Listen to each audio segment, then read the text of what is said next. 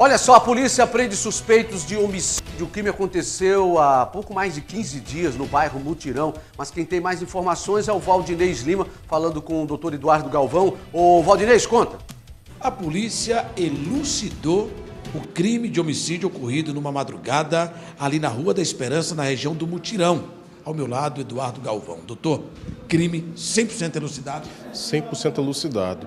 E outros crimes que decorreram, homicídios daquela semana, também já restam elucidados por ter conexão a esse. Na realidade, o Fabrício ele atraiu algumas pessoas para serem mortas. Em decorrência disso, essas pessoas conseguiram escapar do que ele havia montado, do que ele havia arquitetado juntamente com outras pessoas e acabaram vindo se vingar. Uma desses autores, inclusive, deixou os documentos no local. Então, os dois autores foram identificados, um já havia sido preso anteriormente e, nessa semana, a Delegacia de Homicídios conseguiu prender o Luiz Eduardo no município de Estreito. Já vínhamos atrás dele. Outros crimes daquela semana também já estão elucidados, mas a gente tem por praxe efetuar as prisões para divulgar.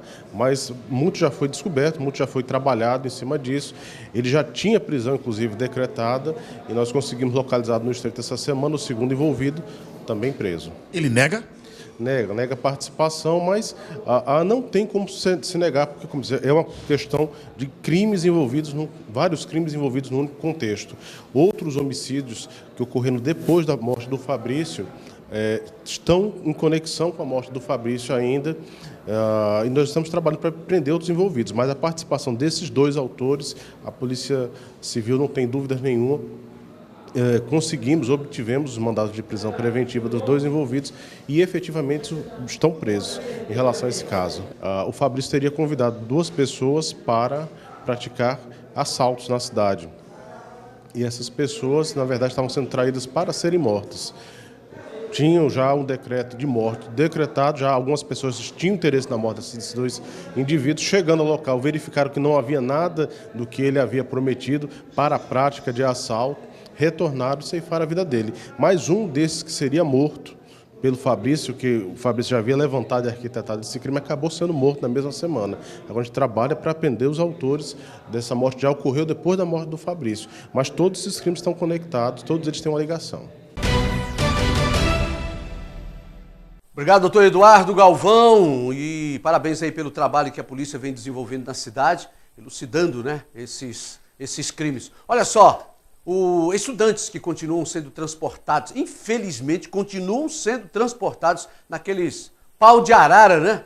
Isso em Montes Altos. Gente do céu, nós mostramos aqui uma matéria que foi até em uma repercussão de nível nacional, de um adolescente que caiu de um carro desse aí. Aquele adolescente, 13 anos de idade, morreu no mês de outubro e a gente mostrou aqui e ainda parece que a coisa continua. Ô Wilton Barbosa, conta pra gente.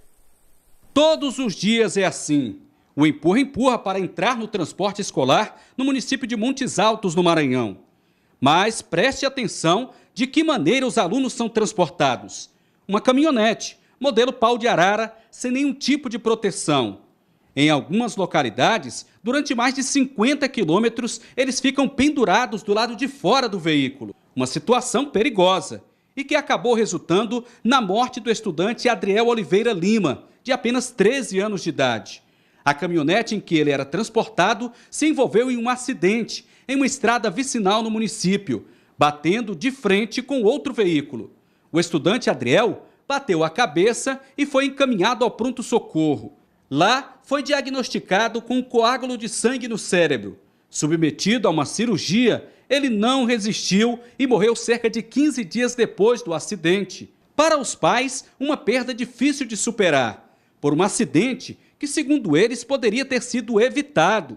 O que restou foi apenas as lembranças do garoto esperto, alegre e que buscava um futuro melhor pelos estudos, para, quem sabe, poder ajudar a família. Sempre a gente pensava isso aí, porque podia acontecer um acidente com os alunos, que em cima daquele carro daquele jeito, podendo ter o ônibus vir pegar aqui, mas a gente fazer o quê? A gente já está achando bom porque tinha um carro para ir deixar aqui, a gente todo dia tinha que ir deixar o filho da gente até ali, que o ônibus não queria vir até aqui.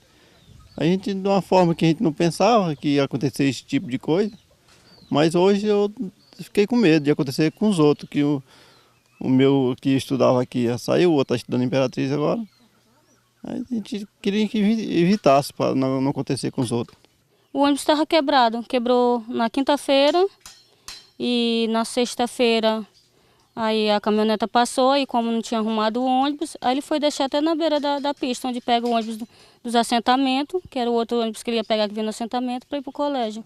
E foi na segunda-feira, aí teve o acidente, que o ônibus não estava ainda arrumado ainda.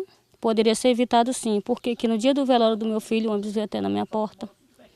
Enquanto ele estava indo para a escola, o ônibus não podia vir, no dia do velório o ônibus pôde vir. A secretária de Educação do município de Montes Altos fala sobre o acidente e as condições precárias em que se encontra a educação no município. E assume que mesmo depois do acidente, as 18 caminhonetes devem continuar transportando os alunos, já que as estradas da zona rural não oferecem condições para a passagem de outros veículos. A gente reconhece que existe uma dificuldade que se estende, na verdade, por muitos anos, que é a adequação do transporte escolar, né? O que hoje acontece é um transporte realmente inadequado e o município ele tem como meta fazer essa adequação, mas infelizmente a gente se depara com muitas limitações. Questão mesmo financeira, diante de toda essa crise, os recursos do Fundeb realmente estão diminuindo. Essa relação do custo aluno-qualidade, realmente ela não é uma equação certa, na verdade, há uma defasagem em relação a isso. Há toda uma estrutura que a gente já recebeu de estradas que não há trafegabilidade para os ônibus, né? Então, isso dificulta muito, porque até quando se pensa em adquirir ônibus para fazer o transporte desses alunos, tem que se pensar primeiro em melhorar a estrutura das estradas para que seja realmente possível fazer isso. Os problemas na educação do município de Montes Altos não se resumem apenas no transporte escolar. Há também a falta de estrutura para que os alunos possam assistir à aula. Alguns prédios, e a maioria deles, funcionam em casas alugadas, sem a menor condição. Neste local que nós estamos, por exemplo, deveria funcionar uma creche desde 2012, mas o lugar está servindo apenas como estábulo para animais. De acordo com a secretária de Educação, a obra recebeu investimento no valor de R$ 1.300.000. Além de ser construída ao lado de um posto de combustível, nem sequer chegou a ser concluída e está se deteriorando pouco a pouco. De onde deveriam sair alunos, o que se vê são animais. E o que é pior, não há sequer um prazo para a conclusão das obras. Quantas escolas o município tem? Na sede, 5 escolas. E na zona rural?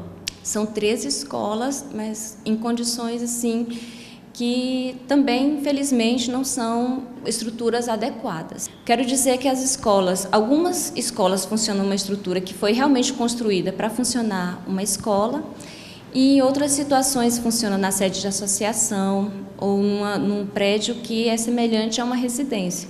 Mas essa é uma situação que a gente está revendo. Não fizemos isso nesse início de ano, porque para fazer isso nós temos que preparar o município para receber esses alunos da zona rural, tanto em relação a prédios aqui na sede, como em relação à questão do transporte, ou mesmo planejar melhor, né, o que nós temos de espaço na sede para receber esses alunos, para que eles não estudem nessas situações, né? Enfim, são muitas dificuldades, são muitos problemas, é um grande desafio fazer as mudanças que a gente deseja na educação de Montes Altos. No povoado onde mora a família do estudante Adriel, a situação piorou ainda mais. É que o motorista da caminhonete pediu demissão e os alunos agora estão indo para a escola nestas condições, em motocicletas, até chegar à sede do município.